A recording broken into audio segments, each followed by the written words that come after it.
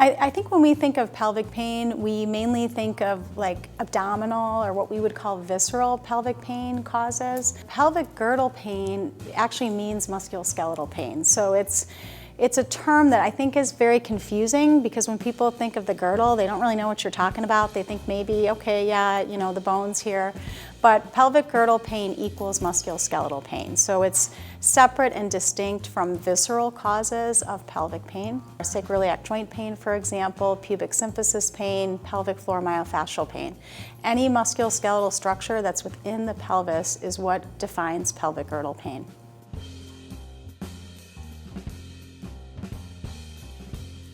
Yes, so probably upwards of 20% of individuals have pelvic girdle pain. If you look across the board, if you look at low back pain as a whole, where the pelvic girdle is kind of included in that diagnostic group, about 20% of patients likely have some evidence of pelvic girdle or sacroiliac joint pain.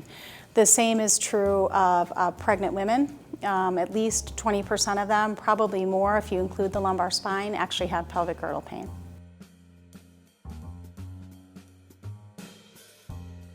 There are inflammatory causes, especially when there's an acute injury.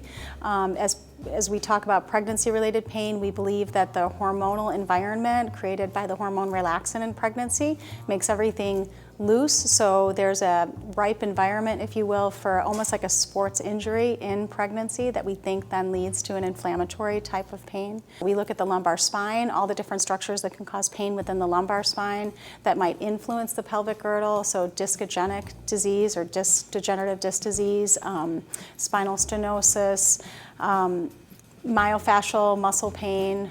The hip can also lead to problems within the pelvic girdle itself. So we tend to say there's pelvic girdle pain when we've ruled out both lumbar and hip causes and then kind of what's left.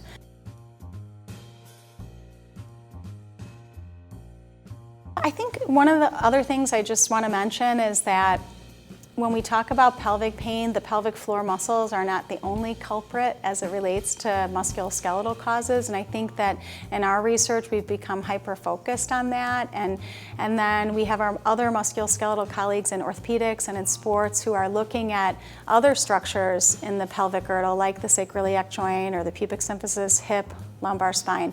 But we really need to kind of, as practitioners, pull it all together and not just think of one part of the pelvis as being the culprit, but that there might be 2 or 3 different things going on in the musculoskeletal pelvis that we can treat and really make a difference in treatment.